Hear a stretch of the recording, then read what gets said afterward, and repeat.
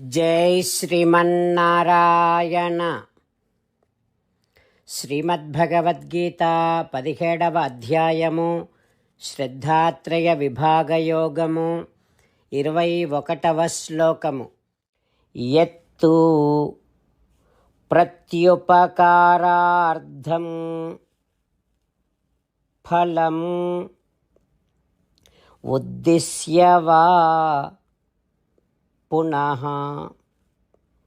దీయతే చ పరిక్లిష్టం తద్రాజసం ఉదాహృతం. ఓం. గీతాచార్యుడు శ్రీకృష్ణ పరమాత్మ అర్జునుడితో పాటు మనందరికీ శ్రద్ధాత్రయ విభాగ యోగాన్ని ఉపదేశం చేస్తూ ఉన్నాడు. పరమాత్మ ఈ రకంగా అంటూ ఉన్నాడు, అర్జునా, చేసిన దానానికి తిరిగి ఏదో వస్తుంది అనేటటువంటి ఆశతో దానము చేయటం, లేదా ప్రతిఫలాన్ని కోరుతూ దానము చేయటం, లేదా కొన్ని ఒత్తిడులకు లోనై మనస్సులో బాధపడుతూ దానము చెయ్యటం, ఇక తప్పదు ఏం చేస్తాం కనుక అనేటటువంటి భావనతో దానము చెయ్యటం, ఇట్లా చేసినటువంటి దానము రాజస దానము అనబడుతుంది అంటూ శ్రీకృష్ణ భగవానుడు మళ్ళీ ఉపకారాన్ని వారి నుండి పొందవచ్చు కదా అనేటటువంటి ఆశతో చేసే దానము, దానము వల్ల ఏదో ఫలితము ఉంటుంది కదా అనేటటువంటి భావనతో చేసే దానము, అమంగళకర ద్రవ్యములతో చేసేటటువంటి దానము, మనస్సులో బాధపడుతూ చేసేటటువంటి దానము, ఇట్లాంటి దానము రాజస దానము అని స్పష్టం చేస్తూ ఉన్నాడు. ఆ శ్రీకృష్ణ భగవానుడి ఉపదేశాన్ని మనసారా భావన చేస్తూ మనము చేసేటటువంటి దానములను రాజసమైన భావనతో దానము చెయ్యకుండా, మనము చేసేటటువంటి దానములను ఇది మన కర్తవ్యం, దానము చేయటం మన కర్తవ్యం అనేటటువంటి నిశ్చయ భావనతో దానము చేస్తూ, యోగ్యులైనటువంటి వారికి దానము చేస్తూ, మంచి భావనతో దానము చేస్తూ, ప్రతిఫలాపేక్ష లేకుండా దానము చేస్తూ, మనస్సులో బాధపడకుండా దానము చేస్తూ, శ్రీమన్నారాయణుడిని పొందటమే జీవిత లక్ష్యముగా పెట్టుకొని శ్రీమన్నారాయణుడిని మాత్రమే శరణు వేడుకుంటూ పరమాత్మ పలికిన పలుకులను అదే విధంగా పలికే ప్రయత్నం చేద్దాం. యత్తు ప్రత్యుపకారార్థం ఫలం ఉద్దిశ్య వా పునః దీయతే చ పరిక్లిష్టం తద్రాజసం ఉదాహృతం.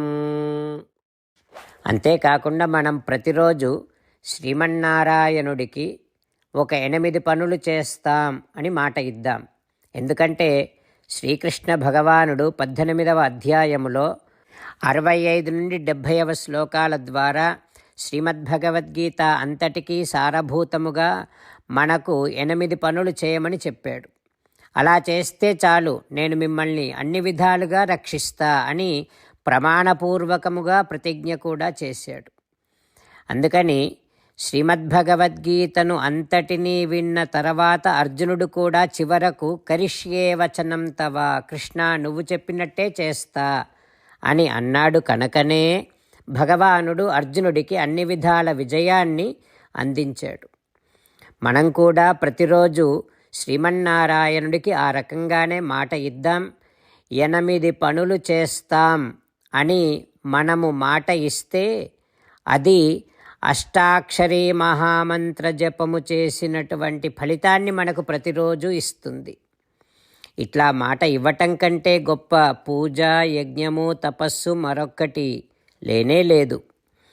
అందుకని నేను అంటూ ఉంటాను, మీరు మనస్సులో భావిస్తూ ఉండండి, ఈ రకంగా మనము మాట ఇస్తూ ఉంటే శ్రీకృష్ణ భగవానుడి ముఖారవిందములో కలిగేటటువంటి ఆనందాన్ని మనం ప్రతిరోజు దర్శిద్దాం, ఆస్వాదిద్దాం. జై శ్రీమన్నారాయణ.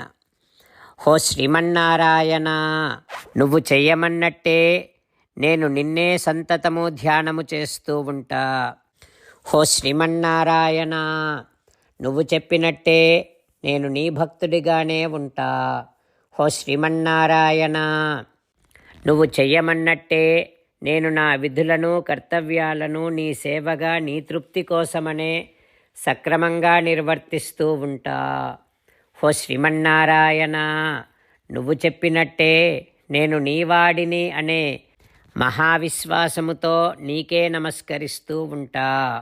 హో శ్రీమన్నారాయణ, మామేకం శరణం వ్రజ, నన్ను ఒక్కడిని మాత్రమే శరణు వేడుకో అని నువ్వే అన్నావు కనుక నేను నిన్ను ఒక్కడిని మాత్రమే శరణు వేడుకుంటా. హో శ్రీమన్నారాయణ, మా శుచః, ఇక దుఃఖించకు అని నువ్వే నాకు భరోసా ఇస్తున్నావు కనుక నేను ఇక దుఃఖించను. హో శ్రీమన్నారాయణ, నువ్వు చెప్పినట్టే నువ్వు నా కోసమని అనుగ్రహించినటువంటి శ్రీమద్భగవద్గీతను ప్రతిరోజు కనీసము ఒక్క శ్లోకాన్నైనా జ్ఞాపకం చేసుకుంటూ శ్రీమద్భగవద్గీతను అనుసంధానము చేస్తూ ఉంటా. హో శ్రీమన్నారాయణ, నువ్వు చెప్పినట్టే నువ్వందరి కోసమని చెప్పినటువంటి శ్రీమద్భగవద్గీతను తెలియని భక్తులందరికీ తెలియచేసే నా వంతు ప్రయత్నాన్ని నేను నిరంతరము కొనసాగిస్తూనే ఉంటా. హో శ్రీమన్నారాయణ, నేను నువ్వు చెప్పినట్టే చేస్తా, నీకు నచ్చినట్టే ప్రవర్తిస్తా, నీకోసమే పని చేస్తూ ఉంటా. కరిష్యే వచనం తవ. ఇప్పుడు శ్రీమద్భాగవతాన్ని అనుసంధానం చేసుకుందాం. శ్రీమద్భాగవత గ్రంథానికి నమస్కారం. నిగమకల్పతరోర్గళితం ఫలం సుఖముఖాదమృతద్రవ సంయుతం పిబత భాగవతం రసమాలయం ముహురహో రసికా భువి భావుకాః. శ్రీసుఖయోగీంద్రుల వారికి నమస్కారం.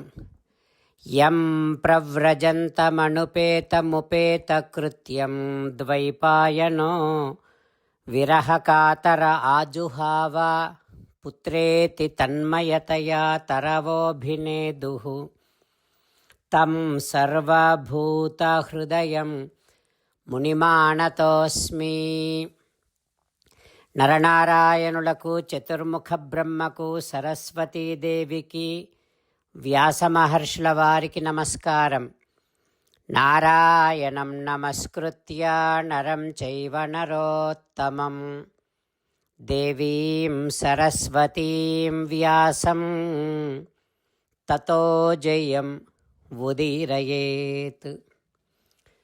ఓం హరయే నమః. శ్రీమద్భాగవతము దశమస్కంధము 10వ స్కంధములో 353వ రోజు.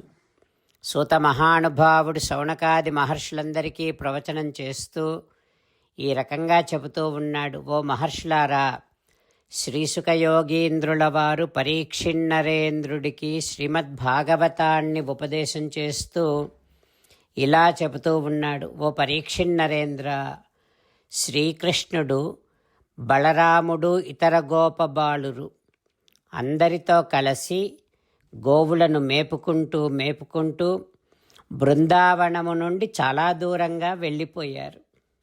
అయితే ఎండ బాగా ఉంది. ఆ అరణ్యములోని వృక్షాలు ఒక మంచి గొడుగులాగా వీరందరికీ నీడనిస్తూ ఉన్నాయి. అది గమనించినటువంటి శ్రీకృష్ణుడు తన స్నేహితులతో ఈ రకంగా అంటూ ఉన్నాడు. హో స్తోక కృష్ణ, హో అంశుడా, హో శ్రీదాముడా, సుబలుడా, హో విశాల, హో వృషభ. చూశారా?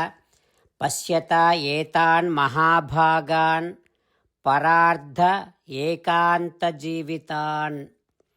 ఈ వృక్షాలు తమ యొక్క జీవితములను పరిపూర్ణముగా పరోపకారము కోసమనే అంకితం చేస్తూ ఉన్నాయి.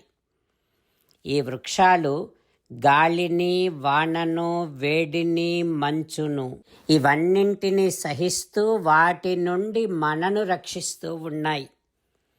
సకల జీవులను ఈ వృక్షాలు పోషిస్తున్నాయి. అహో ఏషాం వరం జన్మ, ఈ వృక్షాల జన్మ ఎంత ధన్యమైనదో కదా.